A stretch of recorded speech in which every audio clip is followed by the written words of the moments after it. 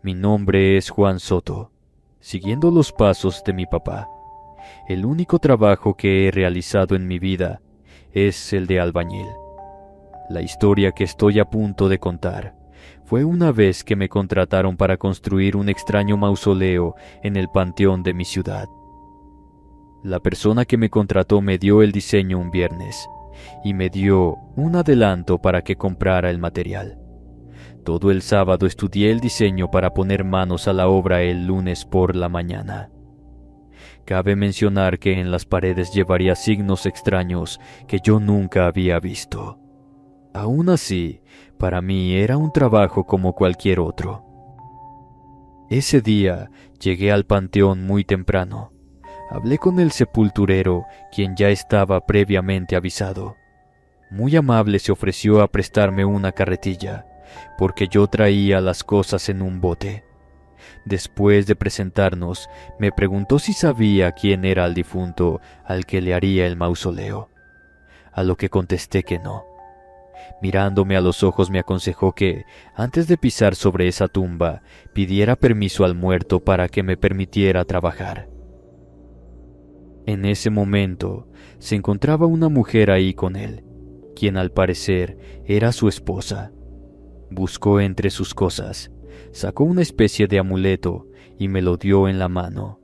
Me dijo que por mi seguridad, usara ese colguije todo el tiempo que estuviera sobre esa tumba porque ahí donde iba a trabajar estaba enterrado un brujo.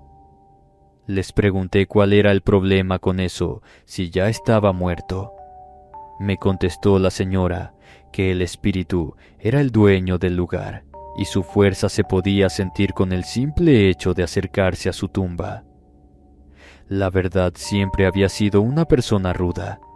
No creía en espantos, espíritus o aparecidos. De cualquier forma les agradecí sus consejos. El sepulturero caminó junto a mí para mostrarme el lugar donde construiría el mausoleo. Caminamos entre las muchas tumbas que había, mientras aquel señor me iba dando muchas recomendaciones que la verdad no les di tanta importancia. Cuando faltaban algunos 20 metros para llegar al final del viejo panteón nos detuvimos. Me dijo el cuidador que él nunca se acercaba a esa tumba. Señaló con su dedo. Pegado a la barda con la maleza muy crecida, se encontraba aquella sepultura que andaba buscando. Estaba separada de las demás, porque según el Señor, cada vez que enterraban un cuerpo cerca de él, lo sacaba del pozo. Cuantas veces lo volvieran a sepultar el brujo, los volvía a sacar, hasta que desistieron de hacerlo. Luego de unos cuantos segundos aquella persona, sin decir más, se retiró perdiéndose entre las tumbas, dejándome solo. Me dispuse a trabajar, no me iba a dejar asustar con cuentos de espíritus. Cuando estuve parado frente a ese sepulcro, supe que había una vibra extraña que me hacía sentir incómodo. Todo parecía normal, solo que sobre ese terreno nada más había un montón de tierra, sin siquiera una cruz. Me preparé para trabajar. Antes de poner un pie sobre aquella tumba, en tono de broma, le pedí permiso al muerto, así como me habían dicho los encargados. Entonces comencé a escarbar. Al iniciar con la excavación, comencé a encontrar cosas extrañas enterradas en la tierra de aquella tumba. Había frascos de vidrio con cosas raras, bolsas pequeñas de plástico transparente con cabellos y fotografías. Esto solamente alrededor del terreno, que por cierto no era muy grande. Me supuse que todo el área estaría igual.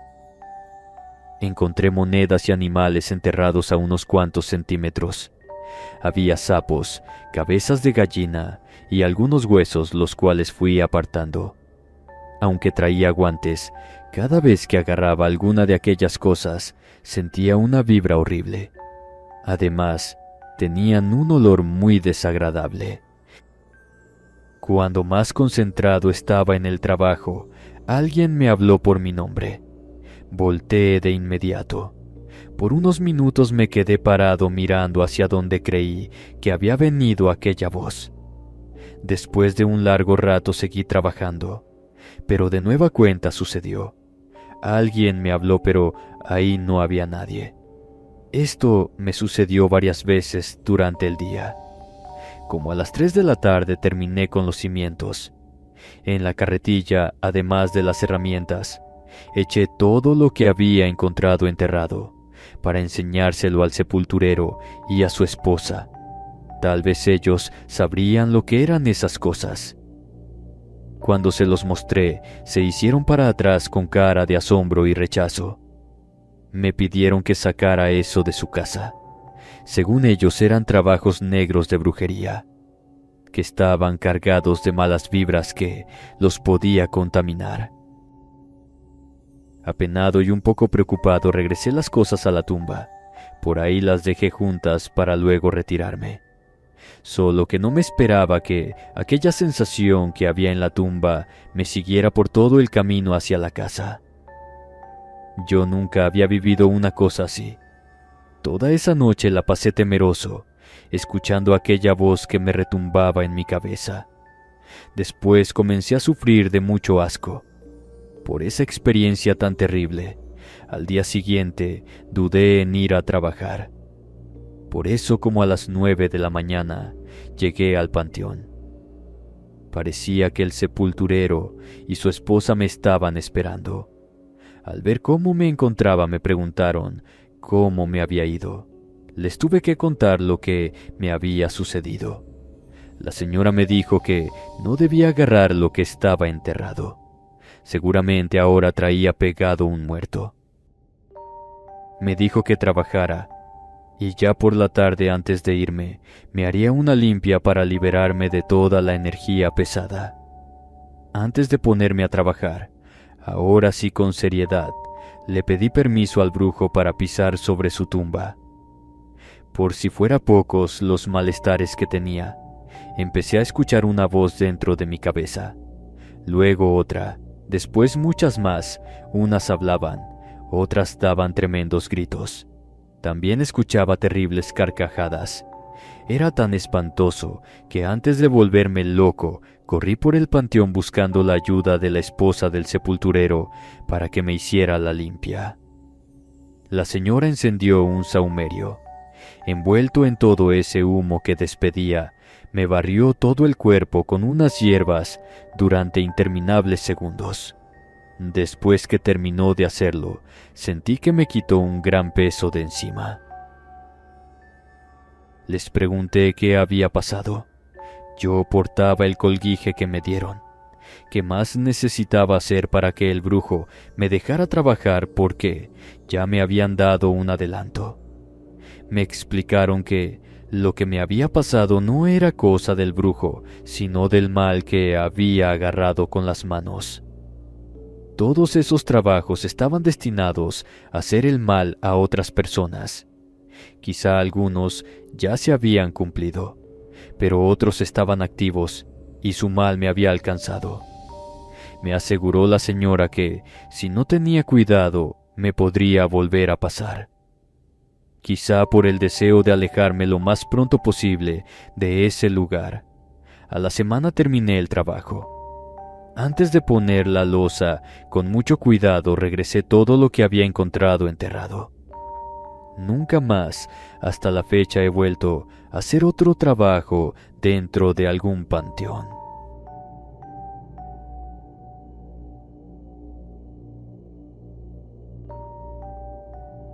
Lo que voy a contar me sucedió en los años 80. En ese tiempo tenía 25 años. Trabajaba como albañil por mi cuenta, y gracias a Dios tenía mucho trabajo. En una ocasión me contrataron para hacer algunas reparaciones en una residencia que por los años de abandono que tenía, se encontraba muy descuidada. No tenía luz ni agua. Junto con un chalán fui una mañana para hacer el presupuesto. Por la cantidad de trabajo que era, nos tardaríamos 3 semanas por lo menos. Llegamos a un acuerdo con los dueños de la casa e iniciamos las reparaciones. La casa era grande, de 2 plantas y muy espaciosa. Su diseño era antiguo, pudiera decir que era como cualquier otra. Solo había una cosa que nos pareció extraño. Había un cuarto en el segundo piso que permanecía cerrado porque, según nos comentó, el dueño no tenía la llave. Lo raro era que de ese cuarto en ocasiones salían extraños sonidos que nos ponían nerviosos. Se escuchaban pasos y que se caían las cosas, como si alguien estuviera adentro. A mi ayudante le daba miedo pasar solo por ahí porque aseguraba que se escuchaban voces de mujer. En más de una ocasión le pregunté al dueño por la llave de aquel cuarto, pero siempre me salía con evasivas. Desde el primer día que entramos, nos dimos cuenta de que pasaban cosas raras en esa casa. Estábamos resanando unas paredes cuando el llanto de una mujer rompió el silencio. Sabiendo que estábamos solos en ese lugar, volteamos a vernos. Despacio subimos las escaleras pensando que una persona se había metido a la casa sin que la hubiéramos visto. Cuando llegamos al segundo piso, el llanto dejó de escucharse. La buscamos por todos los cuartos, pero ahí arriba no había nadie. Aunque no la había, tratamos de encontrar una explicación lógica, como que los gritos venían de la calle, y así lo dejamos. Como al tercer día, el chalán llegó muy asustado conmigo, diciendo que había visto a una mujer vestida de blanco subiendo hacia el segundo piso. La quiso seguir, pero esa mujer se desapareció frente al cuarto cerrado. Se encontraba tan nervioso mi ayudante que temblaba. Para convencerlo que lo había imaginado, lo acompañé arriba. Apenas subíamos las escaleras y ya se sentía una presencia. Algo me puso en alerta, pero traté de ocultarlo.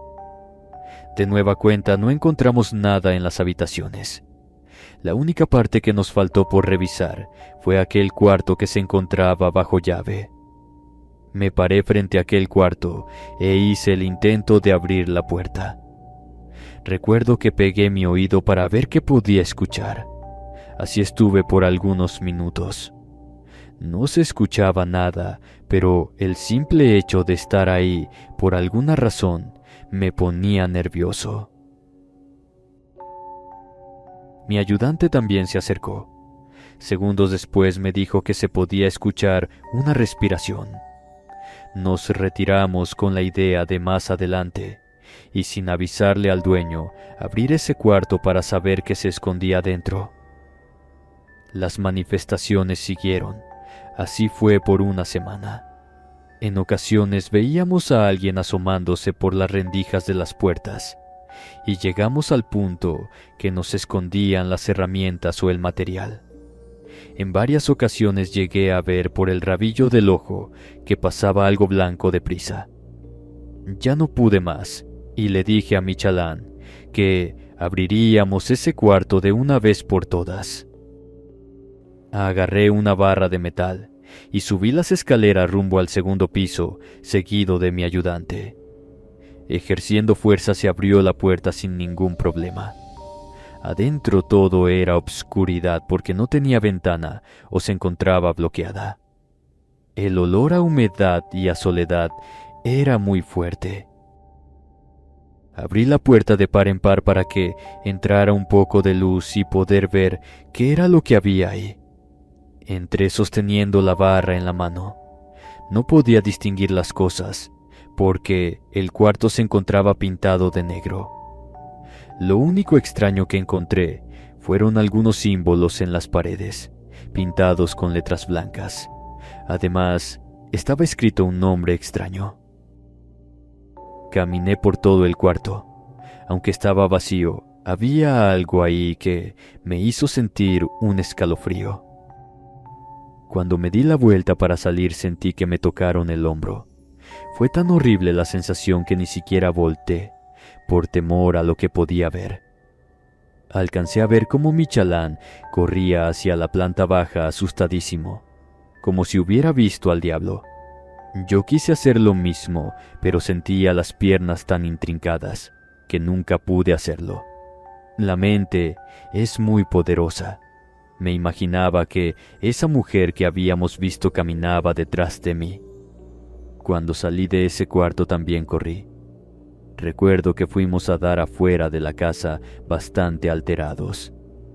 Cuando hablé con el ayudante, me aseguró que corrió porque una mujer muy desfigurada y vestida de blanco venía caminando detrás de mí. Uno de los vecinos de al lado que se había ofrecido a darnos agua para hacer la mezcla salió a ver qué pasaba.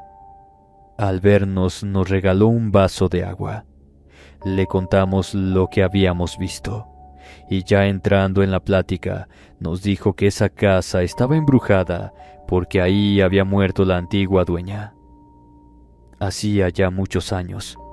Una noche se metieron unas personas. Ella gritó por ayuda, pero nadie la auxilió, porque se sabía que la dueña de esa casa hacía ritos de brujería todas las noches donde invocaba al maligno y los vecinos le tenían miedo. Después de esa noche, hasta las casas vecinas se podía escuchar sus espantosos gritos cuando pedía ayuda. Por ese vecino supimos que conmigo ya eran 3 albañiles los contratados para reparar esa casa.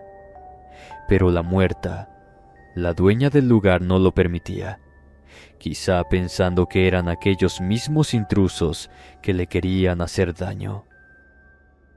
Aún así seguimos trabajando. Sin comentar nada de lo que ahí sucedía, contraté otros 2 ayudantes para terminar con el trabajo lo más pronto posible. Cuando por fin concluimos, casi salimos corriendo de ahí. Hasta la fecha esa casa se encuentra abandonada. Si acaso habré pasado un par de veces por ahí. Quizá es el recuerdo de lo que vivimos, pero he sentido que alguien me observa desde el interior. Esto me sucedió en Nuevo Laredo, Tamaulipas.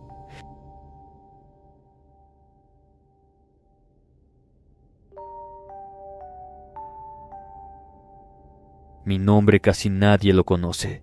En mi adolescencia me apodaron El Perro. A partir de ahí así me dicen. Desde los 14 años trabajé como ayudante de albañil. De hecho, sigo trabajando en la construcción hasta el día de hoy que cuento con 50 años.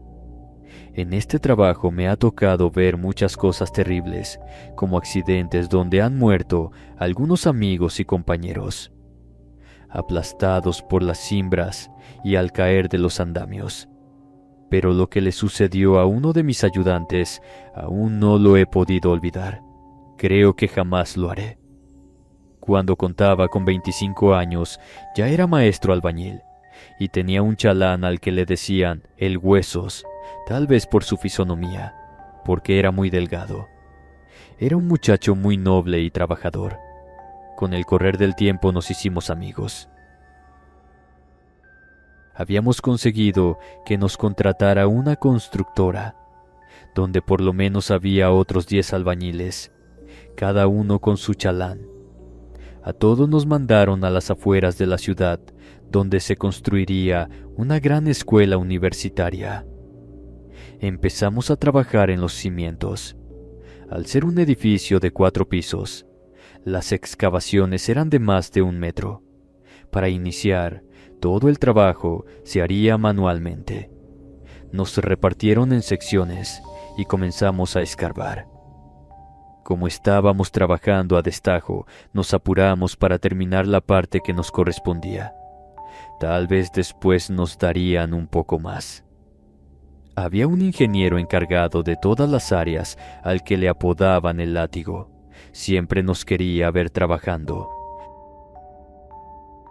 Todo transcurría normal. Una tarde, cuando por fin terminamos de excavar, el ingeniero nos invitó unas cervezas a todos. En eso estábamos cuando llegaron los camiones con el bloc. Algunos compañeros se apuntaron para descargar, entre ellos mi chalán. Los demás estuvimos unas 2 horas. Antes de retirarnos, nos dijo el ingeniero que la entrada al otro día sería hasta las 7:30, porque a esa hora llegarían los trompos con el cemento. Solamente trabajaríamos mediodía. Siempre nos regresábamos juntos, mi ayudante el Huesos y yo, pero esa tarde me dijo que se iba a quedar un rato más. Nos pusimos de acuerdo a qué horas nos veríamos al otro día. Luego tomé rumbo para mi casa. Esa noche transcurrió algo extraño. Tuve el presentimiento de que algo malo iba a suceder. Luego, en mi sueño, escuchaba gritar a mi ayudante, el Huesos, pidiéndome auxilio. Lo miraba dentro del pozo que habíamos cavado, mientras todos le echábamos el cemento encima, dejándolo enterrado. De pronto lanzó un grito tan aterrador que me hizo despertar. Recuerdo que me levanté asustado. A la mañana siguiente, se me olvidó que nos iríamos media hora más tarde. Esperé a mi ayudante todo lo que pude, pero no llegó. Desesperado, me subí a mi camioneta y me fui rumbo a la construcción, todavía pensando en aquel sueño. Seguramente el Huesos llegaría ya un poco más tarde. Cuando llegué me di cuenta que ya estaban 4 trompos listos para vaciar el cemento. Apenas iban a dar las 7. Estacioné la camioneta y me apuré para ponerme a trabajar. Me escondí entre los bloques al ver que el encargado de la bodega y el ingeniero llevaban arrastrando un bulto extraño, que al parecer iba dejando un rastro de sangre. Lo seguí con cautela. Miré cómo aventaban aquel bulto de color negro a una de las zanjas que habíamos terminado el día anterior. Luego le pidieron a uno de los camiones que le vaciara un poco de cemento encima, según le dijeron, para ver cómo venía el material. Poco a poco comenzaron a llegar todos los compañeros albañiles. El único que no llegó fue mi amigo el Huesos. Como no llegaba, le pregunté al ingeniero. Me dijo que mi chalán se había retirado temprano la tarde anterior. Terminamos con los cimientos y me fui para mi casa sin saber qué pensar. Esa noche otra vez soñé que mi ayudante me gritaba mientras lo íbamos enterrando. Gritaba tan feo que me levanté asustado, imaginando que en aquel bulto que habían enterrado el ingeniero y el de la bodega iba el cuerpo del Huesos. Al día siguiente, investigué entre los compañeros que se quedaron a descargar ese día. Todos coincidieron que mi ayudante se quedó con el ingeniero y el encargado de la bodega después que todos se fueron. Quizá alguien le informó al ingeniero que yo andaba investigando porque ese mismo día llegaron los del sindicato para decirme que me cambiarían a otra construcción, prácticamente al otro lado de la ciudad. Antes de retirarme, el ingeniero me dijo que mi ayudante le había dicho que ya no quería trabajar conmigo y se había ido a otra compañía. Las cosas no terminaron ahí, porque el Huesos seguía apareciendo en mis sueños, siempre gritando por ayuda. Cuando habían pasado 3 semanas, se comenzó a aparecer dentro de mi cuarto. La primera vez es la que más recuerdo. Me encontraba dormido. Curiosamente, en esa ocasión no había sufrido de pesadillas. Desperté a mitad de la noche sintiendo que alguien me miraba. Para mi asombro era el Huesos. Se encontraba parado en un rincón de mi cuarto. Estaba lleno de tierra y sangre. Me llevé un susto tremendo. Nunca había visto una cosa así. Salté de la cama y encendí el foco. Con la luz, aquella silueta había desaparecido. Al siguiente día no me presenté en la obra. Fui con una persona que sabía de cosas, como el ocultismo, para que me ayudara a liberarme de todo eso. Lo primero que me preguntó fue que si estaba seguro que mi amigo iba dentro de aquel bulto, y la verdad era que no. Entonces me dio 2 opciones. La primera era que me haría un ritual de liberación. Con ello, mi amigo ya no se podría conectar conmigo, porque era evidente que estaba muerto. La segunda opción era colocar una cruz preparada en el lugar donde yo había visto que enterraron el bulto negro. Esto haría que su alma descansara en paz para siempre. Opté por ir a colocar la cruz en aquella construcción, a una cruz de metal que ni siquiera contaba con un nombre. Le hizo algunas oraciones mientras la pasaba por el fuego. Cada vez que lo hacía, crecían las llamas. Esa misma noche me fui a colocarla. Durante todo el camino fui sintiendo una presencia como cuando me acompañaba el Huesos para ir a trabajar. Cuando llegué a la universidad aún no estaba terminada, pero sí muy avanzada. Nada más al bajarme de la camioneta me dio un escalofrío. Por buena suerte lo primero que vi fue al guardia. Se encontraba sentado frente a la bodega con una fogata encendida. El lugar donde iba a poner la cruz se encontraba al lado contrario. Entonces no había problema. Logré meterme a la construcción sin que me viera. Caminé en medio de aquella cerrada obscuridad hasta el final de la escuela, con cuidado de no tropezar. Cuando me faltaban algunos 5 metros para llegar donde probablemente se encontraba enterrado el cuerpo de mi amigo, miré que corrió una sombra a esconderse a lo que seguramente sería un salón. Sin detenerme, clavé la cruz lo más pegado posible a la pared y le dije a mi amigo, Huesos, que si se encontraba ahí, descansara en paz. Pareciera mentira, pero todo aquello que se sentía desapareció. Escondiéndome de nuevo, salí de ese lugar con la esperanza de que todo terminara. Jamás volví a tener pesadillas ni a ver a mi amigo por las noches. Por azares del destino, a esa escuela, muchos años después, fueron mis hijos. Como yo los llevaba a clases, solo en una ocasión me atreví a irme a asomar a ese sitio, y así pude comprobar que ahí seguía la cruz. Seguramente mi amigo seguiría descansando en paz. Esto sucedió hace más de 30 años.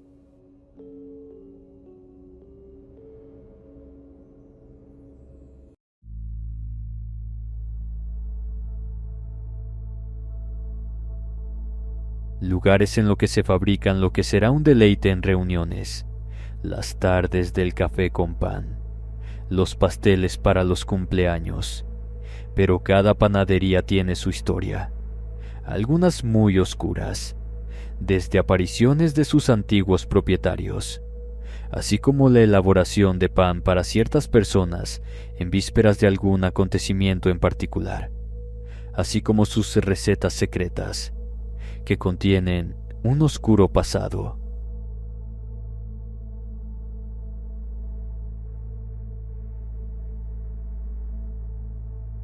Mi nombre es Rafael Luna. He sido panadero desde la edad de 14 años. No quise estudiar y era un vago sin beneficio alguno. Debo aclarar que nunca me dio por probar algún estupefaciente. Solo me pasaba la tarde metiéndome en lugares que se encontraban solos, o andaba en bicicleta o en la patineta, tratando de hacer maniobras con ellas. Fue cuando uno de mis amigos se desnucó cuando trató de hacer unas vueltas en el aire. Este cayó mal. Sus huesos crujieron sobre el pavimento. Esa tarde había varias personas en la plazuela de la colonia. La madre de mi amigo quiso echarnos la culpa de que nosotros habíamos ido, pero hubo varios testigos que corroboraron lo mismo que nosotros. A partir de lo sucedido fue cuando me planteé que terminaría igual que mi amigo o de plano con la maña. Una mañana fui a la panadería de don Abraham para que me diera trabajo, aunque sea de mozo de la limpieza. Don Abraham no me miró con desconfianza, solamente tomó la escoba y el recogedor y me mandó limpiar el frente de la panadería. Fue a partir de ese día que comencé a trabajar para el don. cosa que le agradezco hasta este día. Lo que les voy a contar ya tiene años de tradición en la panadería. Recuerdo perfectamente el día que descubrí el oscuro secreto de ese lugar. Era una tarde lluviosa de octubre, poco antes de la víspera de Todos los Santos. En esas fechas es cuando más es la elaboración de pan especial, al igual que en la época decembrina. Pero esas fechas la panadería trabaja durante 2 semanas las 24 horas. Unos días antes me habían advertido que esa época del año siempre era especial para nosotros. Don Abraham me dijo muy serio: en estos días hacemos un pan que no se encuentra en ningún otro lugar de la ciudad. Yo pensaba que solo se refería a una receta secreta de la familia, una tradición culinaria transmitida de generación en generación, pues solo él y su familia se metían a trabajar de lleno en la elaboración de un pedido en especial. Aquella tarde, mientras limpiaba el mostrador y ordenaba las bandejas de dulces, noté que el señor se dirigía a un cuarto que permanecía cerrado durante todo el año. No era raro que él entrara allí, pues es donde guardan los ingredientes más valiosos y donde se encontraba el viejo horno de ladrillo que solo usábamos en ocasiones especiales, aparte de unas vasijas muy grandes. Estaba prácticamente mirando lo que hacía, pero también sin dejar de hacer mi trabajo. En eso entraron 3 mujeres con unos costales. Don Abraham les llamó a 2 de los panaderos para que ayudaran a las señoras. Les dijo dónde los colocaran. A esas señoras ya las conocía. Eran hermanas y se decía en la colonia que eran brujas. Las hermanas brujas, les decía. Una de ellas me miró y me dijo que me llevara uno de los sacos. Temblando me acerqué a ellas. No olían a rancio como decían. De hecho, las mujeres eran jóvenes y nada feas. El saco contenía hierbas, no pesaba nada. Lo coloqué junto con los otros sacos que trajeron. Antes de regresar a hacer mi trabajo, entró don Abraham a la bodega y me dijo que necesitaba que me quedara a trabajar para la elaboración del pan para esas señoras. No me negué, pues quería ver qué era el pan especial que pedían. Me mandó a descansar alrededor de las 4 de la tarde y que me presentara alrededor de las 10 de la noche. Yo pensé que no iba a poder descansar y apenas puse mi cabeza en la almohada me quedé dormido. Ya eran las 9 de la noche cuando mi madre me despertó y me fui a la panadería. La familia de don Abraham ya estaba atizando los hornos, colocando unos ladrillos en medio de cada uno de ellos. Debo aclarar que esos hornos se encuentran fuera del área de preparación en el que preparábamos el pan o los pasteles. Por momentos, en mi mente pensé en cuerpos de niños, que eso era lo que llevaban, pero la verdad era otra. Ahí estaba una de las mujeres de ese día. Era la mayor. Ella colocaba unas especies e ingredientes que contenían los 3 costales. No había niños o cuerpos de personas que pensé que habrían. La sonrisa de la anciana era algo maligna, pero a la vez con burla. Fue entonces cuando comprendí que no se trataba de una simple receta de pan que las brujas le pedían al panadero. Resulta que la panadería no era famosa solo por la calidad de sus productos. Cada año, durante la celebración de cada día último de octubre, preparábamos un pan especial para las brujas. Según don Abraham prepararles el pan a esas mujeres, él tenía, garantizando la prosperidad y el éxito de la panadería, un pan hecho con ingredientes específicos y preparados con lo que las mujeres traían. Solo la familia de don Abraham y 2 empleados de confianza ayudaban en la elaboración de ese pan. Me senté a un lado de la bruja para ayudarle en lo que hacía. La señora me dijo que ese pan era especial para ella y sus hermanas. Eran ofrendas para las deidades, para que siguieran protegiéndolas. Era como el Día de Muertos para ellas, pues trabajaban con espíritus y colocaban el pan en un altar especial en agradecimiento por haberlas ayudado en sus rituales. Algunos eran en forma de bolillos, otros en conchas y otros eran unos peis. Todos llevaban hierbas y otras cosas que la señora agregaba. Ella se encargaba de colocar cada uno de los ingredientes antes de que le dieran la forma al pan. No les niego que me daba cierta intranquilidad estar ahí, pero noté que cada uno de los presentes hacía de cuenta como si la bruja fuera otra más en la elaboración del pan, como si ésta no estuviera o ignoraban lo que era. Estuvimos trabajando hasta las 3 de la madrugada. Cuando el pan estuvo listo y empacado, nos reunimos en una de las mesas.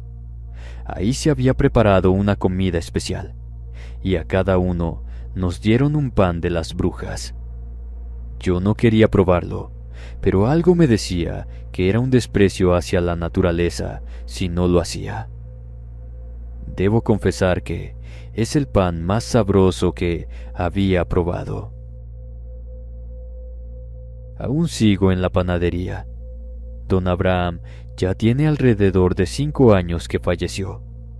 Su hijo mayor está al frente de la panadería, y cada año recibimos a las brujas con sus sacos de ingredientes para su pan. Aunque no me lo crean, las brujas siguen igual como la primera vez que las conocí. Pareciera que no han envejecido.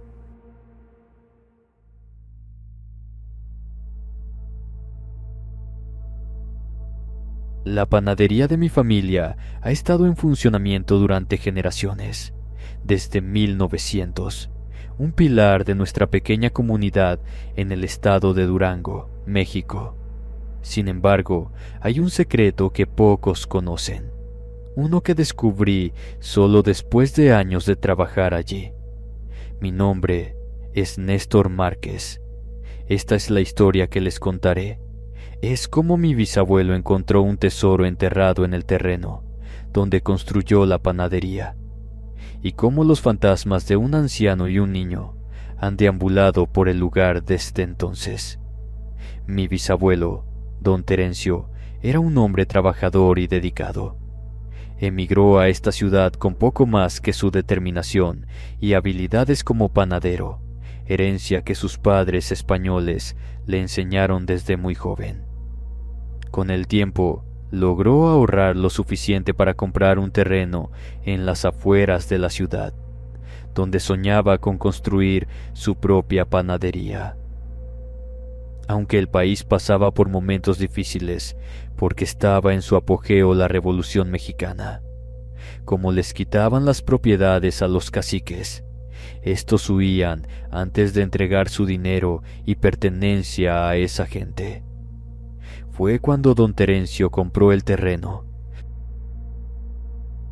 para enterarse poco después que dentro del terreno encontraría varias cosas que cambiaría su vida por completo.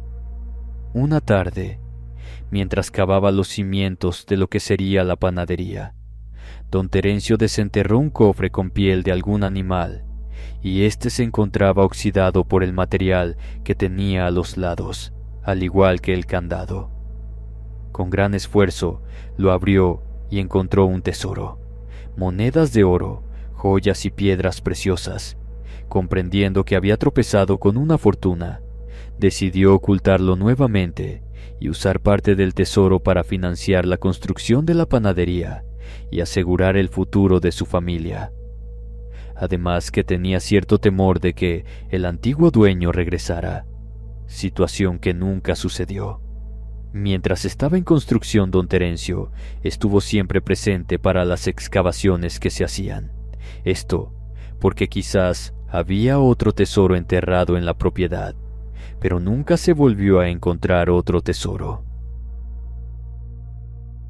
Pero no solo se removió la tierra, sino que también de ella brotaban varias almas en pena. Una de ellas, que fue la que más se le veía, era el de una mujer. Tenía su vestido lleno de sangre, no tenía pies y manos. Con los años don Terencio se enteró de que en ese terreno habían acabado con la vida de una mujer. Esto porque decían que practicaba la brujería. Al poco tiempo la panadería abrió sus puertas para los futuros clientes. Como aún no se había casado y no pretendía a ninguna mujer, le puso el nombre de Panadería El Tesoro, dando así especulaciones de que había encontrado uno en el terreno, pero él siempre lo negó.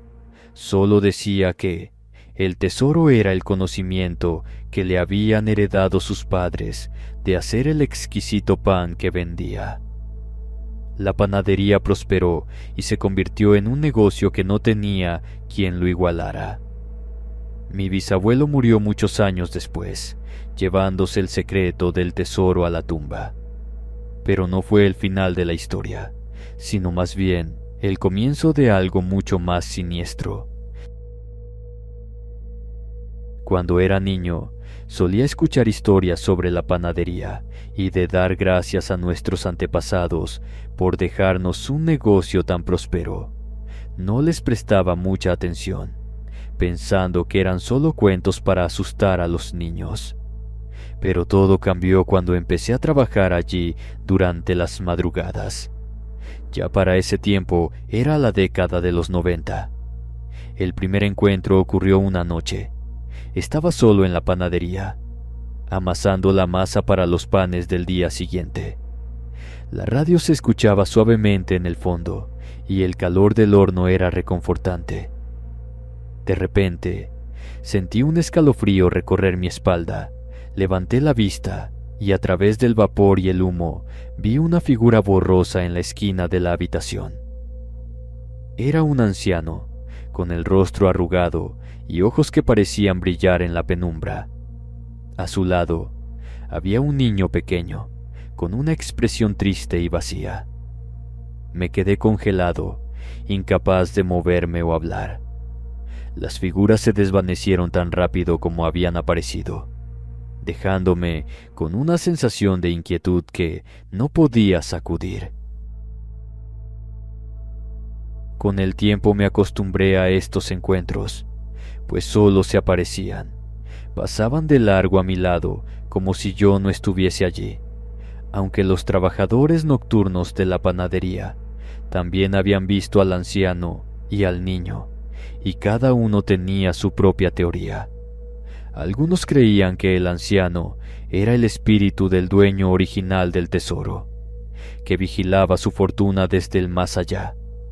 Otros pensaban que era el fantasma de mi bisabuelo, acompañado por uno de sus hijos. Quizás mi abuelo, recorriendo la panadería como lo hicieron en vida. Una noche, la panadería estaba en silencio, excepto por el leve zumbido de las vitrinas. Me senté en una de las mesas, mientras terminaba de sacar las cuentas y cuáles serían las compras para esa quincena.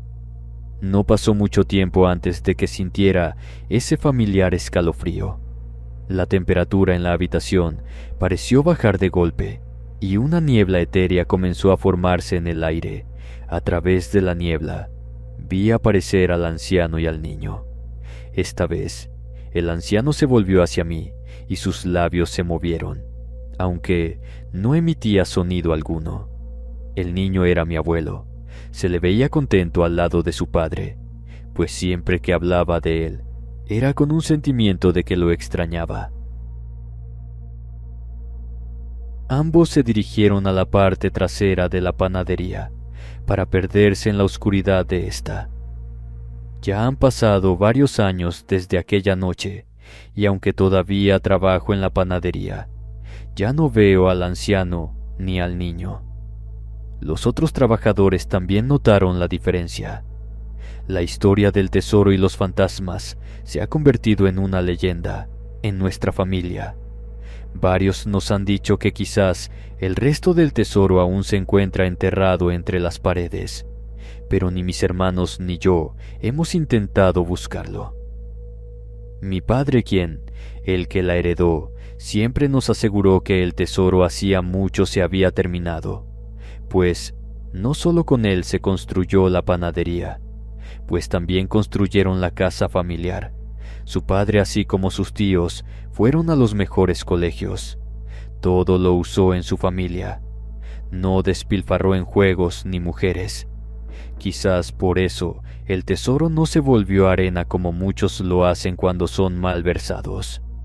Y así, la panadería de mi familia sigue funcionando, prosperando, pero siempre, en el fondo de mi mente, hay un recordatorio constante de que algunas fortunas vienen con un precio muy alto y que los fantasmas del pasado pueden estar más cerca de lo que creemos aunque no se manifiesten.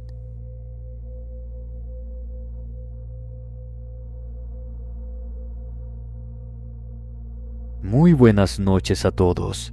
Mi nombre es Rodolfo Lepe. Soy originario del estado de Michoacán. Actualmente radico en Bulgaria desde hace ya 15 años.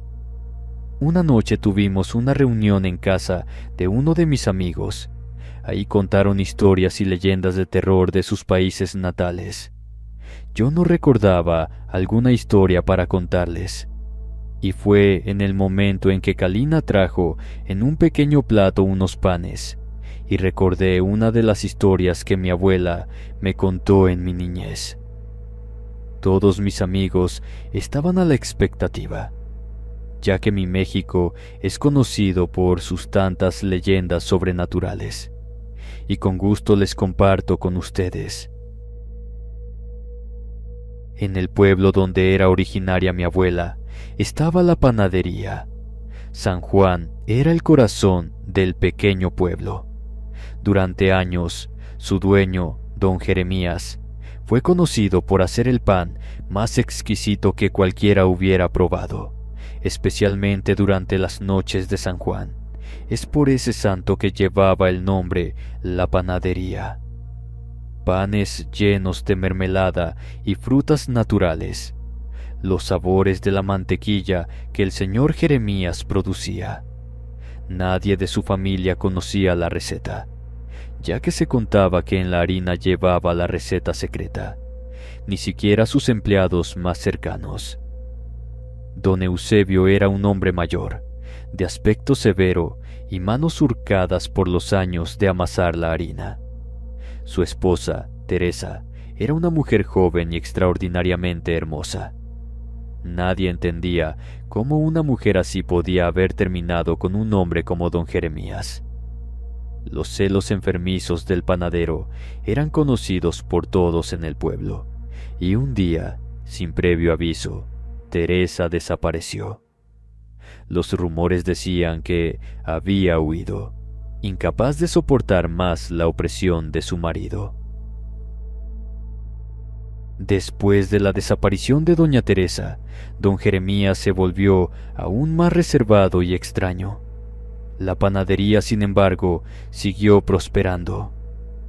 Cada noche de San Juan, el pan especial seguía siendo preparado con el mismo esmero, pero en esa ocasión regaló unos panes, los cuales contenían otra variedad de ingredientes. En uno de los panes eran como empanadas, y éstas tenían carne.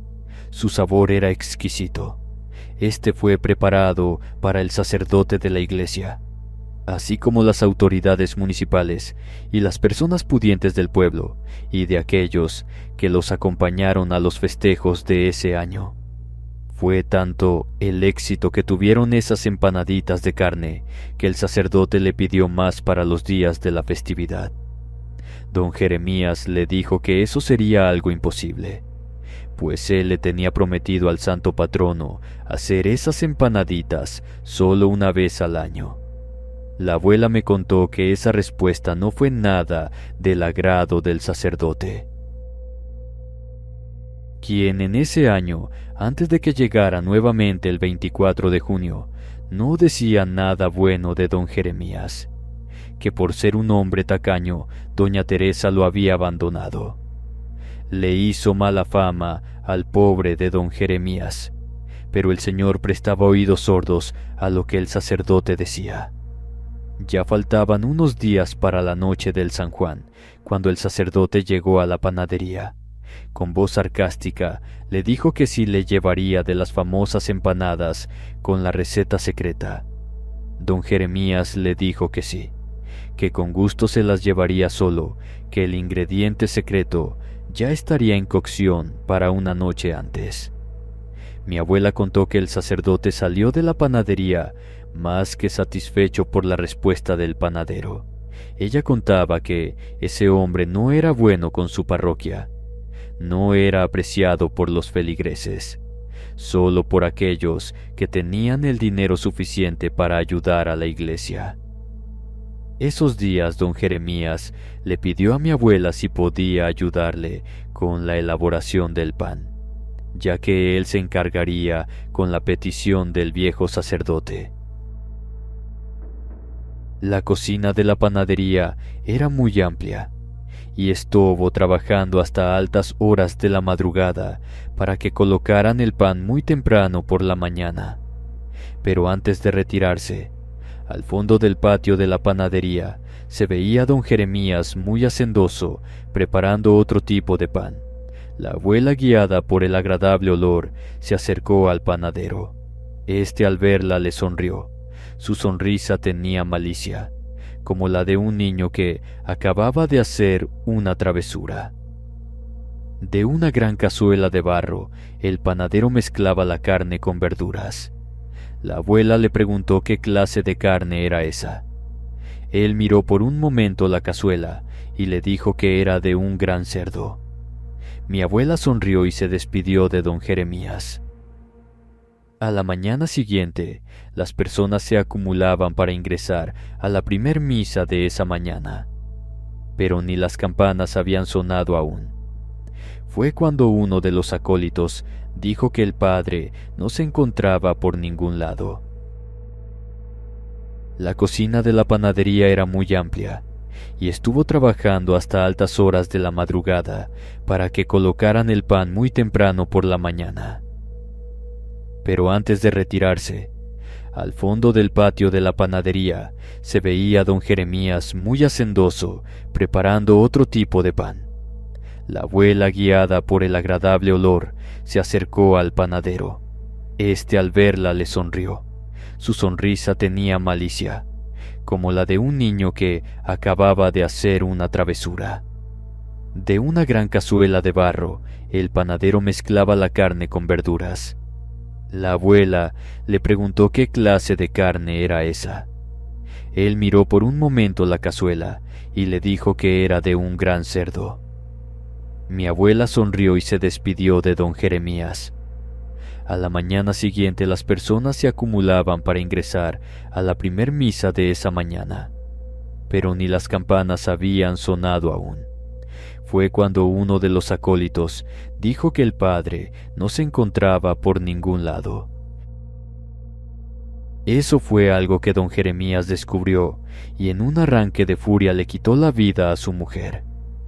No supo qué hacer con el cuerpo, así que lo preparó, recordando una receta que su abuela le había dicho hacía varias décadas. Ya se imaginarán lo que comieron el sacerdote y aquellas personas en las exitosas empanadas del panadero. La noche que desapareció el sacerdote fue lo que mi abuela había visto en aquella gran cazuela de barro. Nunca supieron lo que sucedió con aquellos donamantes, solo el panadero, y con la muerte del sacerdote, ya no hubo más de aquellas empanaditas de carne que don Jeremías preparaba tan arduamente. Cuando terminé con mi historia, mis amigos se retiraron el pan que tan deliciosamente degustaban. Muchas gracias por contar esta historia. Un gran saludo desde Bulgaria.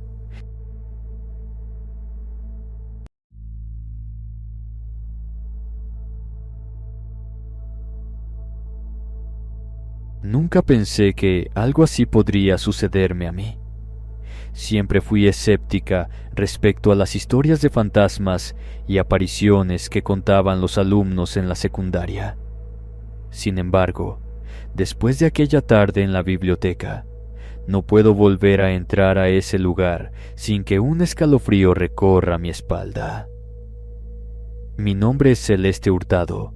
Lo que les voy a contar es una experiencia que tuve cuando cursaba la secundaria en mi natal, Gómez Palacio, Durango. Una tarde de invierno, cuando ya solo faltaba una semana para nuestras vacaciones de Navidad, la maestra de Ciencias Sociales era muy severa y nos encargaba demasiada tarea, desde mapas, investigar las capitales de países de Europa y otras tantas cosas. Antes no había la tecnología de hoy, así que uno tenía que averiguarlo visitando la biblioteca o comprando estampas que tenía la información. Ya solo faltaba 2 horas para que sonara el timbre de salida. Me quedé en la escuela para terminar un proyecto de historia para no llevarme los libros que necesitaba. Tenía 1 hora libre antes de regresar al salón de clases, y la única opción era utilizar la biblioteca, que a esa hora estaba prácticamente desierta. Mientras caminaba por los pasillos, recordé los rumores sobre la aparición de la cabeza de una anciana en los estantes de libros. La imagen comenzó a rondar en mi mente. Mis amigos solían bromear sobre ello, pero varios lo hacían parecer que era solo una historia para asustar a los alumnos. Entré a la biblioteca y di un suspiro de alivio porque no estaba vacía.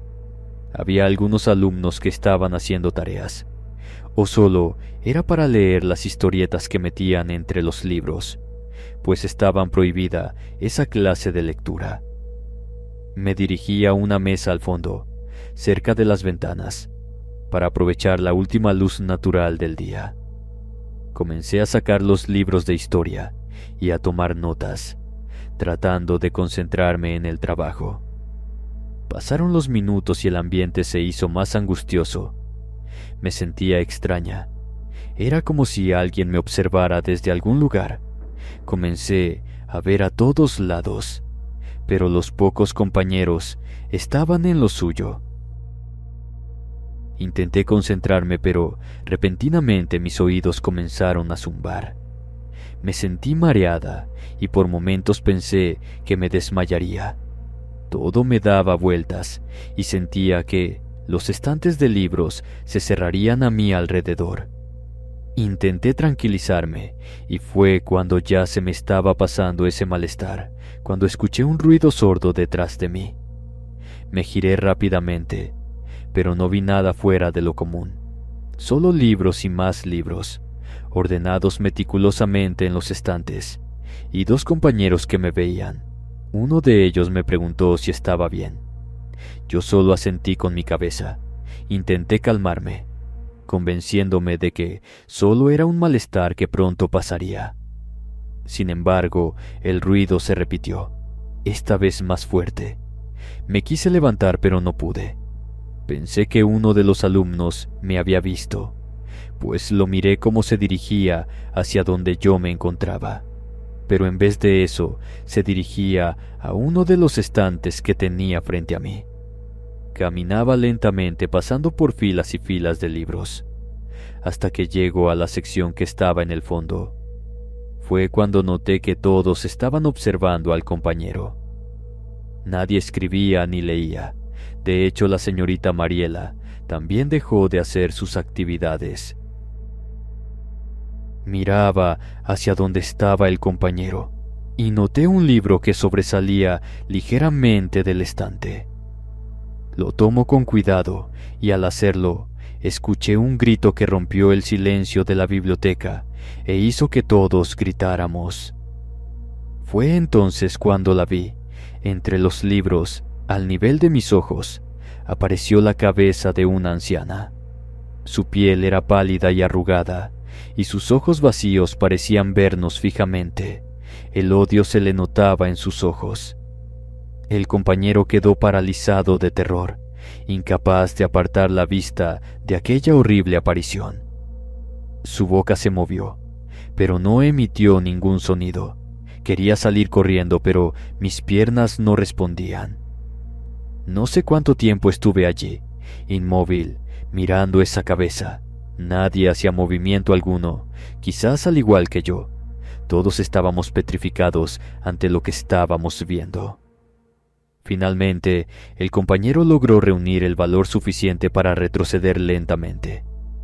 Cada paso que daba retumbaba. La cabeza seguía observándolo hasta que dio la vuelta y salió corriendo de la biblioteca. Fue cuando el grito de todos me sacó de ese letargo. A tropezones y empujones salimos todos de allí. Hasta la bibliotecaria estaba histérica. Obviamente, aquel suceso corrió como pólvora encendida.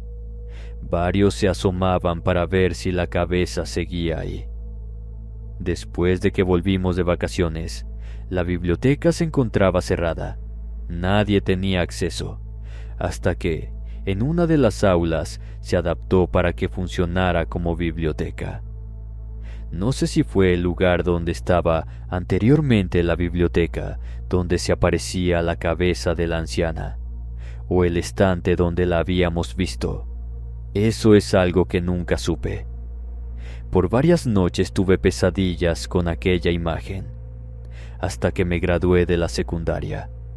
Aunque ya ha pasado muchos años cuando llego a escuchar a los alumnos más jóvenes contar la historia de la cabeza de la anciana, no puedo evitar sentir un escalofrío, porque sé que, aunque muchos no les crean, la historia es real.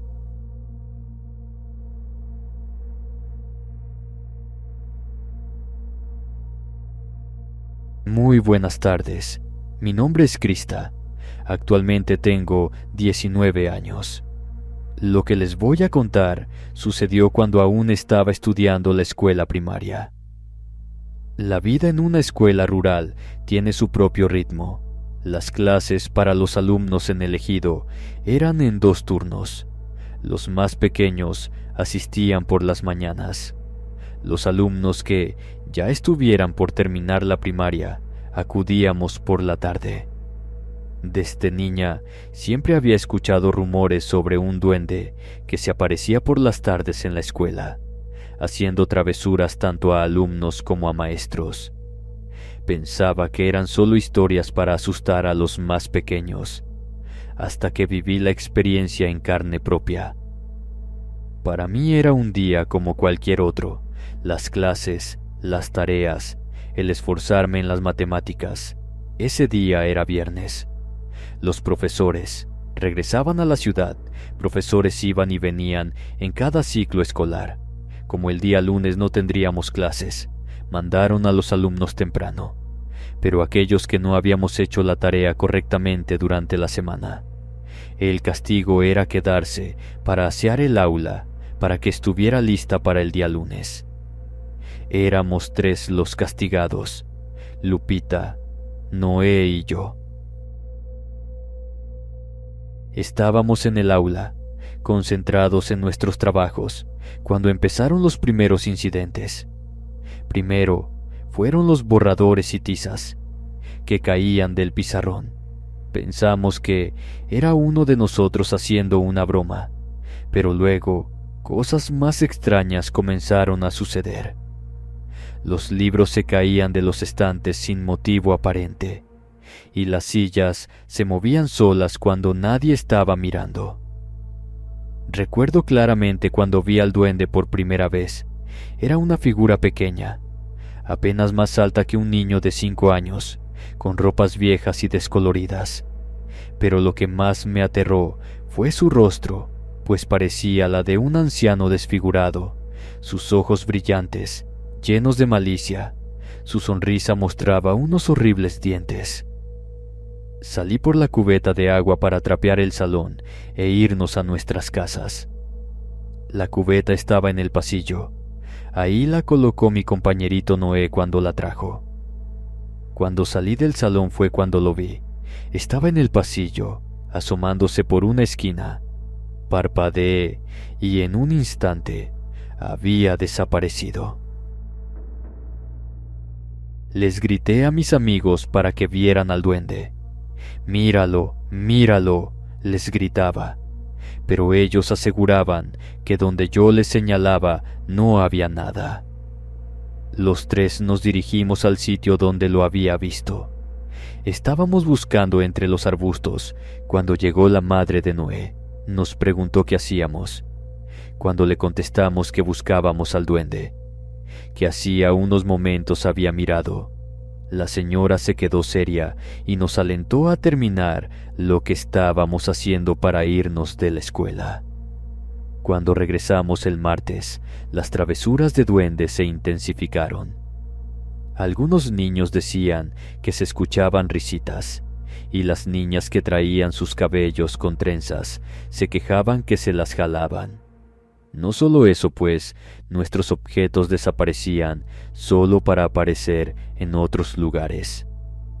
En una ocasión, después del recreo, encontramos el pizarrón cubierto de garabatos, borrando lo que la maestra había escrito para continuar la clase después del recreo.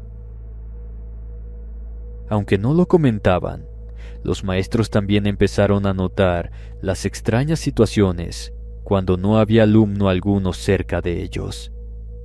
Una de las maestras de 5º grado se quejaba de que sus papeles se desordenaban constantemente. El velador afirmaba haber visto una figura pequeña y veloz que desaparecía entre los arbustos que rodeaban la escuela. Una tarde, me quedé solo en el aula para terminar un dibujo. Mis amigos se habían ido. Yo esperaba que mi madre llegara por mí. Fue cuando escuché una risita detrás de mí y me giré rápidamente. Ahí estaba el duende. Ahí fue cuando pude ver sus rasgos con más claridad. Una piel arrugada y grisácea, una nariz larga y torcida, y unos ojos que brillaban con malevolencia. Las uñas parecían a las de un gato. Yo estaba paralizada de miedo. El duende se limitó a mirarme fijamente. Luego dio un salto y desapareció por la ventana abierta. Esto sucedió porque, en ese momento, mi madre entró al salón. Ella también lo vio. Rápidamente se acercó a mí y ni hubo oportunidad de meter bien mis cuadernos y colores a la mochila, pues me sacó casi arrastrándome. No fuimos directamente a nuestra casa. Nos fuimos con mi abuela. Mi madre le contó lo que había visto. La abuela sacó de entre sus cosas alcohol con unas hierbas dentro del frasco. Le dijo a mi madre que me quitara la ropa. Mi abuelita comenzó a frotarme el cuerpo con aquel tónico. Sentí cómo me relajaba y me dio mucho sueño. La abuela le dijo a mi madre que esa noche me quedaría con ella. No sé qué era lo que contenía aquel preparado, pues jamás volvía a ver al duende. Sabía de sus travesuras contadas por los niños, pero con el tiempo, los avistamientos y travesuras del duende se hicieron menos frecuentes. Me gradué al año siguiente, y los niños que comenzaron a ir en el turno vespertino tenían curiosidad de ver al duende. Saludos a todos y gracias por contar mi experiencia.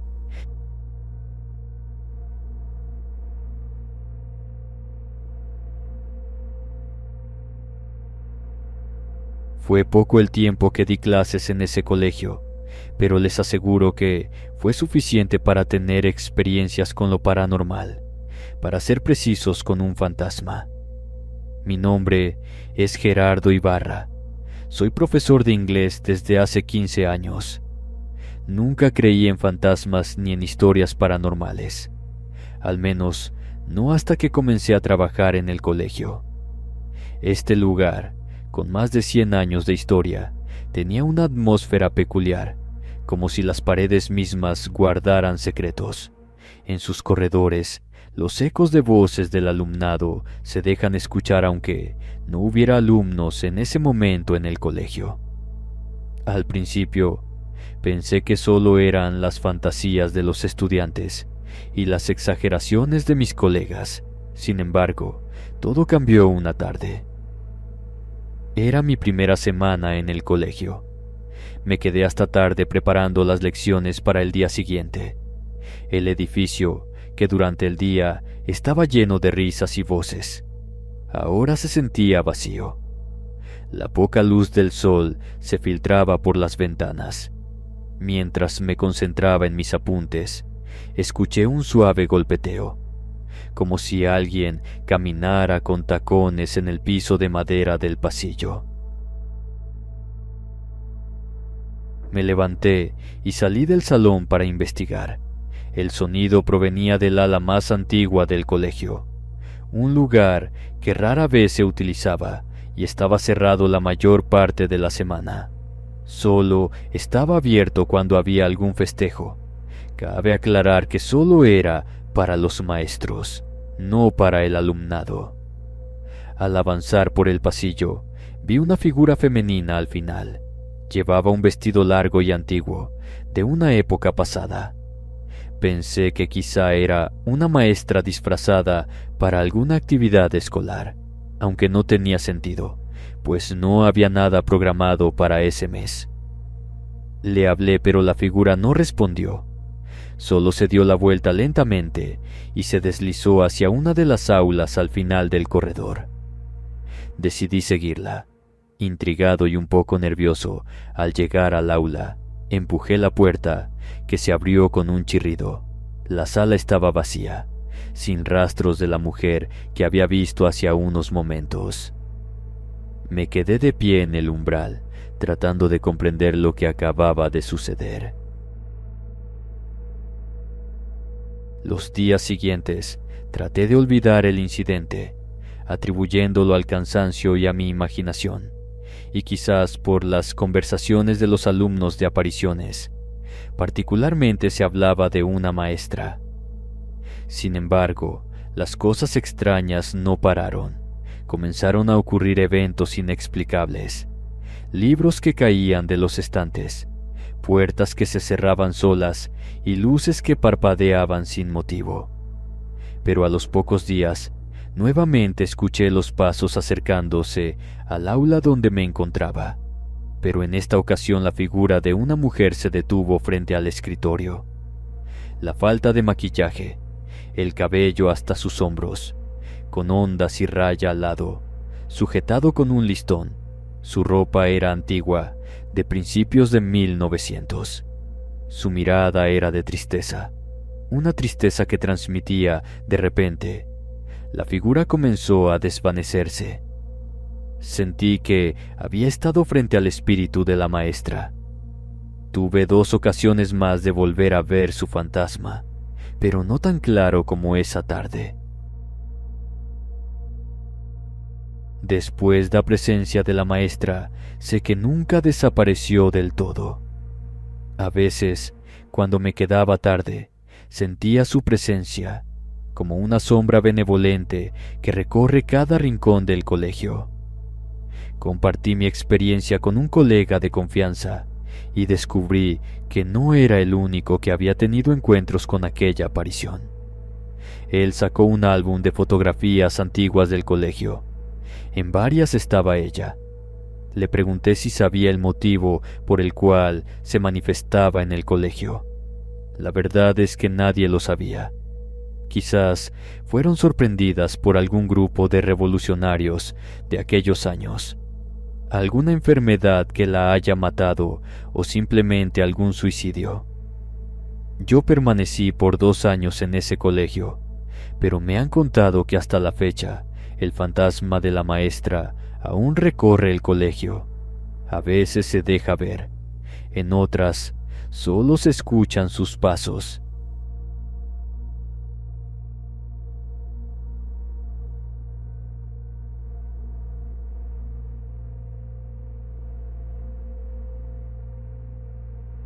Trabajar como velador en el CONALEP nunca me pareció una tarea peligrosa, a pesar de que hoy en día los amantes de lo ajeno han intentado en varias ocasiones ingresar a este plantel.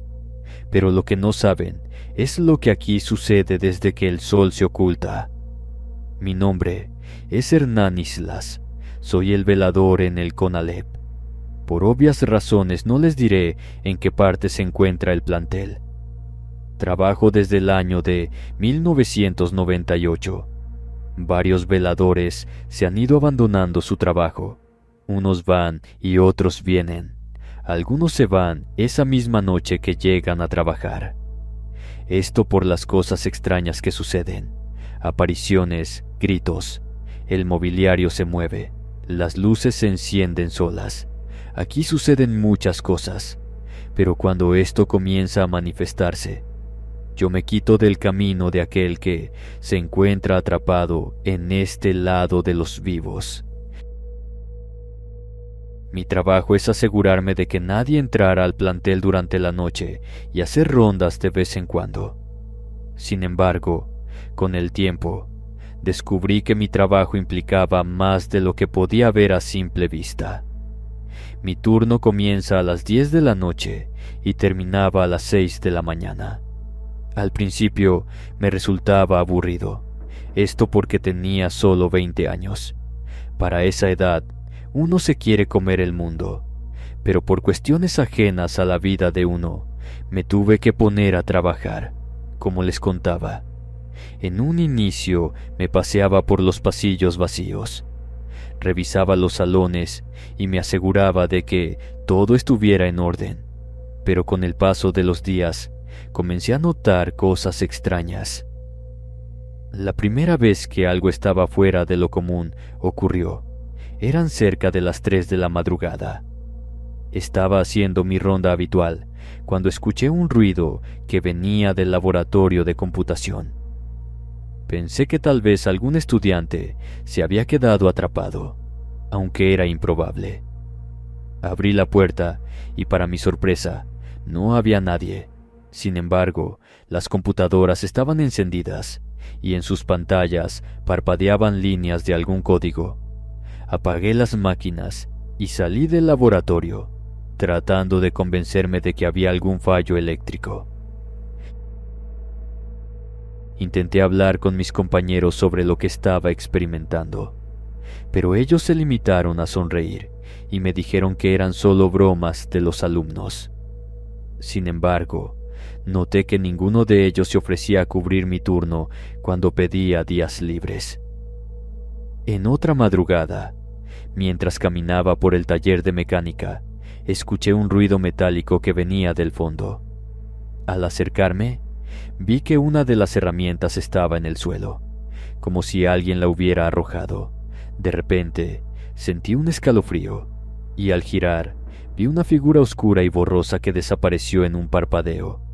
Mi corazón latía con fuerza, y un sudor frío cubrió mi frente.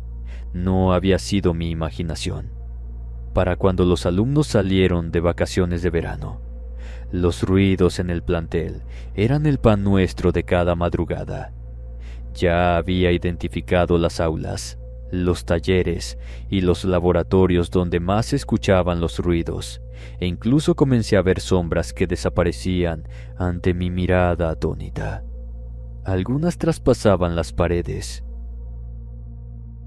Una noche en que desde la tarde había estado lloviendo, me habían encargado que checara que los laboratorios permanecieran con su temperatura habitual. Esto porque me enteré que, por las mañanas, algunos maestros estaban ayudando a unos jóvenes con sus clases para que éstos no reprobaran ese año. Mientras hacía mi ronda, escuché claramente el sonido de pasos detrás de mí. Me giré, pero no había nadie. Continué caminando, con el sonido de los pasos siguiéndome a una distancia constante. Al llegar al patio central, los pasos se detuvieron. Por solo unos momentos me sentí aliviado, pero entonces vi algo que me heló la sangre. En el segundo piso se veían 2 siluetas traslúcidas. Era una mujer, con un vestido blanco, y sostenía de la mano a un pequeño niño que miraba al suelo. Los cabellos largos y oscuros cubrían su rostro. La figura levantó lentamente la cabeza y, aunque no pude ver sus ojos, sentí su mirada penetrante. Ambos siguieron su camino. Cuando llegaron al barandal, ahí se desvanecieron. Me dije que por esa noche había sido suficiente mi ronda. Me encerré en la caseta y ya no volví a salir, como tampoco me puse a buscar si esos seguían ahí. Ya por la mañana llegó mi relevo. Le conté lo que había visto. Él, con una sonrisa, tal vez de tristeza, me dijo que esos no eran los únicos fantasmas que andaban penando en el Conalep, pero el de esa mujer y el niño eran lo más recurrentes. Ese era un terreno baldío cuando lo adquirieron para la construcción de la escuela. Se dijo que ahí se acostumbraban a dejar trabajos de brujería, así como cuerpos sin vidas de personas. Quise poner una veladora, pero me dijo que eso no era buena idea. Además, que poco a poco los iba a dejar de ver. Eso hasta la fecha no ha sucedido. Nunca he sido atacado por lo que hay en el Conalep.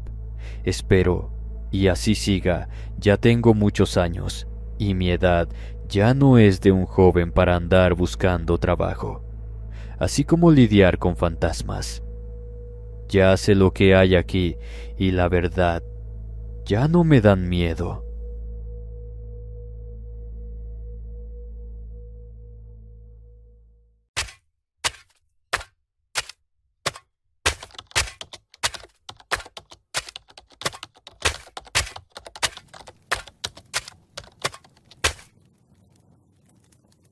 La construcción abandonada se alzaba como una sombra de su antigua grandeza.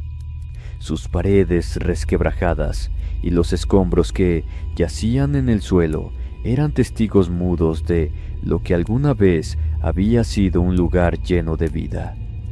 Un equipo de albañiles había sido convocado para dar nueva vida al edificio, pero lo que desconocían era que estaban a punto de enfrentar un horror más allá de su imaginación. El grupo de albañiles se reunió en el lugar, listo para comenzar la remodelación. Ignorando las advertencias de los lugareños sobre la historia oscura del edificio y pensando en el dinero que iban a ganar por un trabajo que los locales no querían realizar, comenzaron sus labores con determinación.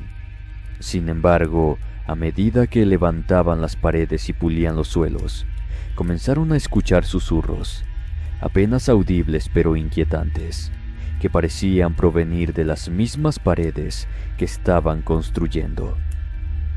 Al principio, pensaron que sus mentes jugaban trucos con ellos debido al ambiente sombrío del lugar, pero los susurros persistieron, creciendo en volumen y claridad. Algunos albañiles reportaron pasos fantasmales que retumbaban en los pasillos vacíos, y otros afirmaban haber sentido un aliento frío en la nuca mientras trabajaban.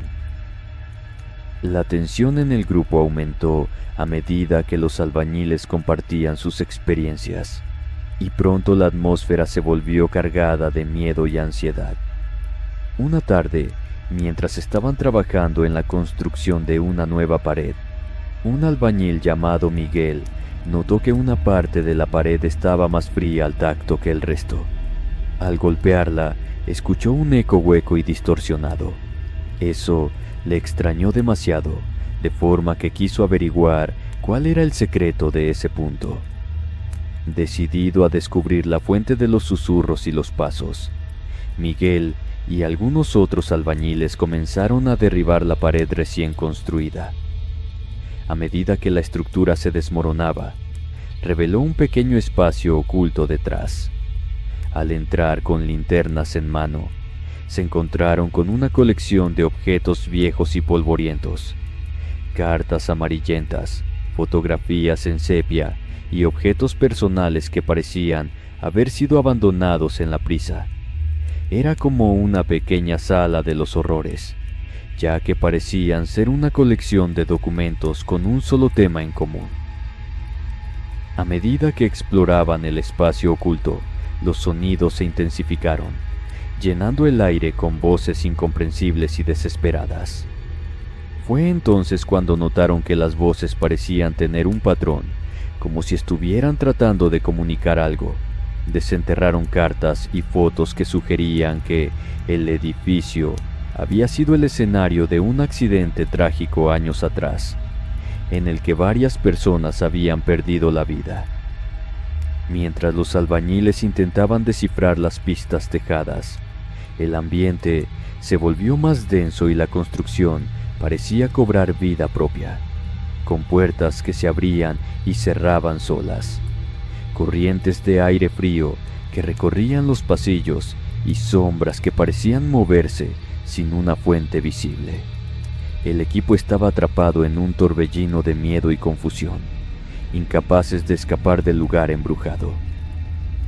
Desesperados por encontrar respuestas y liberar las almas atrapadas, los albañiles recurrieron a su intuición como arma contra esos seres. Pensaron en que seguramente esas eran almas perdidas buscando justicia, entes vengativos que habían quedado atrapados en el edificio debido a la tragedia que habían experimentado. Guiados por las pistas dejadas por los espíritus, los albañiles se embarcaron en una búsqueda para descubrir la verdad detrás del accidente. A medida que desenterraban la historia oculta, se dieron cuenta de que el accidente había sido resultado de la negligencia y la avaricia de quienes estaban a cargo del edificio en ese entonces. Determinados a darles a los espíritus la paz que tanto ansiaban, los albañiles llevaron a cabo un ritual de liberación en el mismo lugar donde había ocurrido el accidente. Uno de los maestros creía mucho en lo sobrenatural, así que él los guió para poder apaciguar a los entes con rezos a San Benito y a todas las vírgenes que se le podían ocurrir. Mientras las voces de los espíritus se alzaban en el aire, llenas de dolor y angustia, los albañiles invocaron palabras de perdón y liberación. Poco a poco, los murmullos se desvanecieron, los pasos dejaron de resonar y la construcción abandonada quedó en silencio. La sensación que había envuelto el lugar finalmente cedió, y los albañiles supieron que habían cumplido su misión. A medida que abandonaban el edificio, sabían que habían enfrentado un terror más allá de lo que hubieran imaginado. La construcción abandonada luego fue vendida como un hotel de lujo, y aunque ellos no supieron más de lo que pasó, pronto se corrieron rumores que ese sitio estaba embrujado.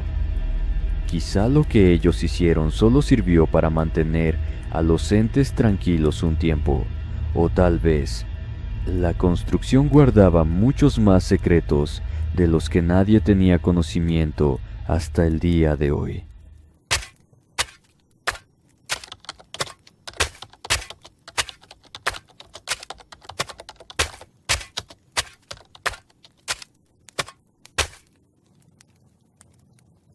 Recuerdo esta experiencia como si fuera ayer. El sol estaba empezando a descender en el horizonte cuando llegamos a la mansión. Sus paredes de piedra parecían susurrar historias de tiempos pasados, y el aire estaba cargado con una extraña sensación de inquietud. Era parte de un equipo de albañiles contratado para renovar esta antigua residencia en las afueras del pueblo por una familia rica que quería usar esa herencia de nueva cuenta como casa de descanso. Al parecer, los nuevos herederos no sabían o querían ignorar todo lo que ese lugar guardaba entre sus paredes. Mis compañeros y yo entramos con herramientas en mano, listos para transformar este lugar en decadencia en un hogar renovado. Desde el principio, algo en la mansión me llenó de una sensación incómoda. Cada paso que dábamos resonaba en las paredes y las tablas crujían bajo nuestros pies. Empezamos a desmantelar los recubrimientos de las paredes, listos para hacer espacio para los nuevos diseños. Pero a medida que el polvo y los escombros volaban en el aire, descubrimos algo que no esperábamos. Una serie de mensajes garabateados en las mismas. Parecían hechos con una letra infantil que no correspondía con su contenido. Un escalofrío me recorrió la espalda por completo cuando vi lo que uno de los compañeros decía en voz alta, escrito con algo que no quería pensar que se trataba de sangre. Los mensajes eran oscuros y macabros, como si alguien hubiera intentado advertirnos de algo. Decían cosas como, no despierten lo que duerme, entre otros que, apenas si se podían leer, la caligrafía era temblorosa y las palabras parecían puestas en las paredes con urgencia. Mi corazón comenzó a latir más rápido mientras leía los mensajes una y otra vez. Una sensación horrible en la boca de mi estómago me dijo que nada de eso valía los pesos que nos estaban pagando por renovar la casa. Siempre he sido algo supersticioso, pero cuando el maestro nos mandó a trabajar de nuevo, no tuvimos más que decir. Mis compañeros y yo compartimos miradas preocupadas, pero decidimos ignorar los mensajes y seguir adelante con las renovaciones. Sin embargo, a medida que avanzábamos, cosas extrañas comenzaron a suceder. Escuchábamos pasos cuando estábamos solos. Las luces se apagaban sin razón aparente y en ocasiones juraba ver sombras moviéndose en el rabillo de mi ojo. Las pesadillas también se volvieron frecuentes, plagadas de imágenes aterradoras y voces susurrantes. Una noche, después de un día agotador de trabajo, me encontraba solo en una de las habitaciones, como se encontraba lejos de cualquier medio de transporte. Los patrones nos habían dejado quedarnos ahí. Estaba por bañarme para luego unirme a mis compas en la preparación de la comida o ver qué más podíamos hacer. La sensación de inquietud era abrumadora, como si alguien me estuviera observando. Mis pasos resonaban en el suelo mientras me movía por la habitación, y de repente el suelo bajo mis pies cedió. Caí en un espacio oscuro y angosto, y cuando encendí mi linterna, vi que estaba en un pasaje subterráneo oculto. Por fortuna, aún no me había quitado el equipo por completo. Mis manos temblaban mientras recorría el pasaje y mis pensamientos se volvieron hacia los mensajes en las paredes. A medida que avanzaba, los pasos resonaban detrás de mí, como si alguien o algo me estuviera siguiendo. La linterna comenzó a parpadear y en la penumbra vi sombras que parecían moverse a mi alrededor. Caminé sin rumbo, pensando en que de alguna manera encontraría alguna forma de salir de ahí. Llegué a una pequeña cámara subterránea. En el centro había un altar cubierto de símbolos extraños y velas quemadas. La atmósfera estaba cargada con energía ominosa y una sensación de pánico me invadió. Recordé los mensajes de advertencia y supe que había tropezado con algo oscuro y antiguo. De repente, las velas se encendieron por sí solas, iluminando la cámara con una luz tenebrosa. Una voz leve llenó el aire, pronunciando palabras en un idioma que no entendía pero que me llenaban de terror.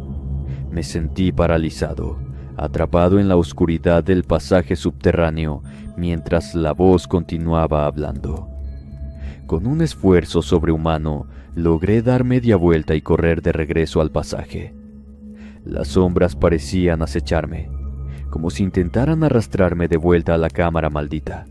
Cuando finalmente emergí a la superficie, jadeando y empapado en sudor, corrí hacia mis compañeros y les conté lo que había visto y experimentado. Fue entonces cuando nos dimos cuenta de que los mensajes en las paredes no eran simples garabatos.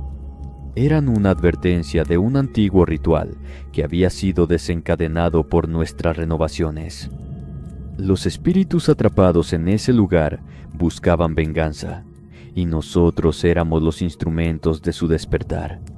En ese instante, supersticiosos o no, quisimos salir corriendo del lugar, pero las puertas y ventanas se cerraron como si estuvieran llenas de cemento, y no nos quedó otra que mantenernos en el sitio. Decidimos que debíamos encontrar una manera de romper la maldición antes de que fuera demasiado tarde. Para nosotros fue una lucha desesperada contra el tiempo y las fuerzas que parecían estar en contra. Pero uno de los muchachos, que había sido seminarista, nos dijo que él tenía idea de un rito de exorcismo que podría funcionar.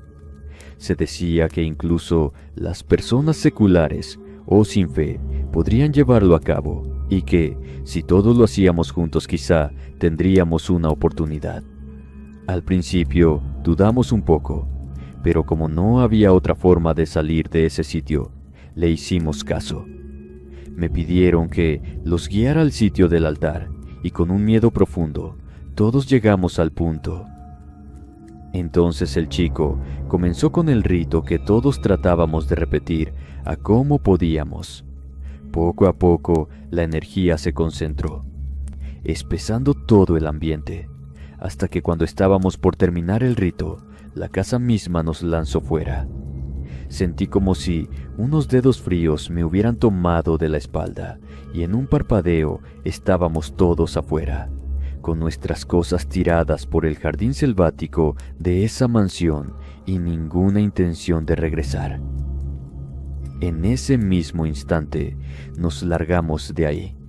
Los contratistas se enojaron, pero nadie quiso poner un pie en ese sitio de nueva cuenta. No sé si finalmente contrataron a más personas para llevar a cabo la renovación o no.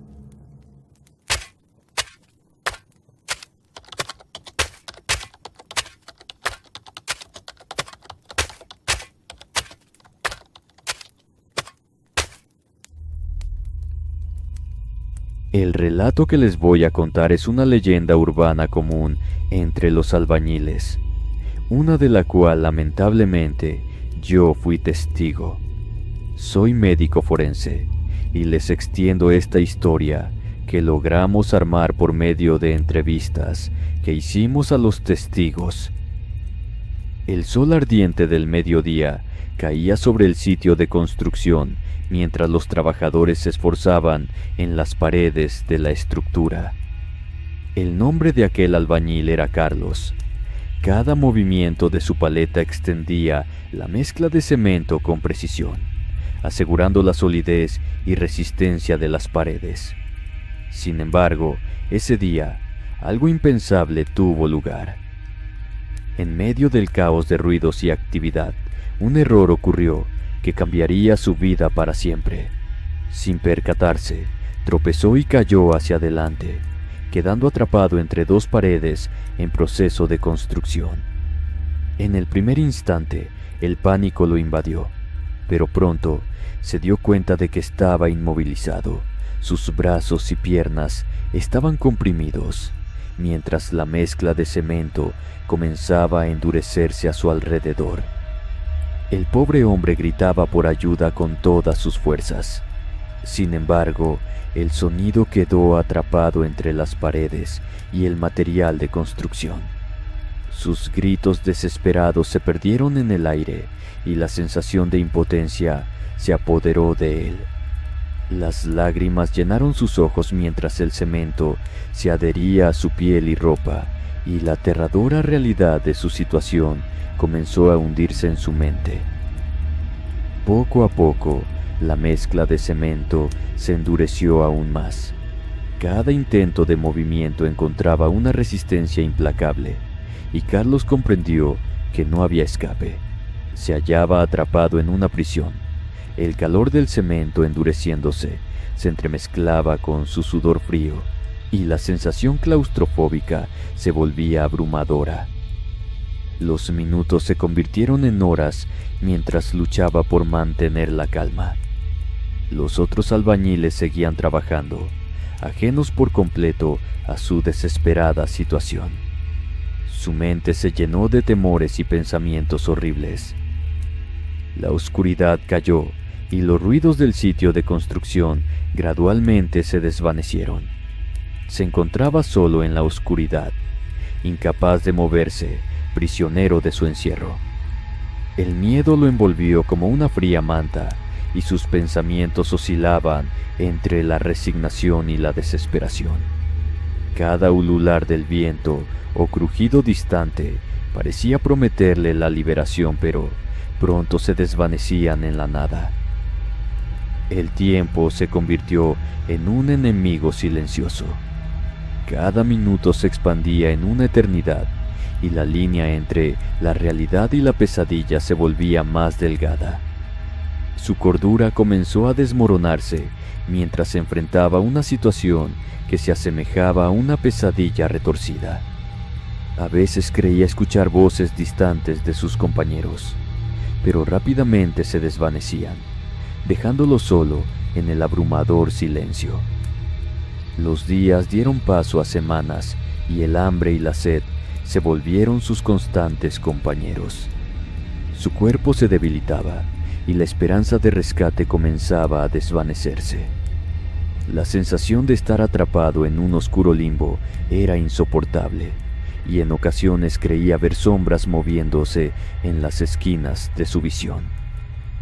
El tiempo pasó lo suficiente para que el sitio de construcción fuera abandonado y los demás albañiles notaran su ausencia. Pero cuando finalmente lo encontraron, era demasiado tarde. Su cuerpo quedó atrapado en una posición retorcida. El cemento lo había aprisionado por completo y ya no quedaba rastro de lo que una vez había sido. Ahora se encontraba encerrado en esa lúgubre prisión eternamente. Su conciencia persistía en medio de la oscuridad y el silencio, condenado a revivir su pesadilla una y otra vez. Los otros albañiles intentaban recordarlo, pero sus esfuerzos eran inútiles.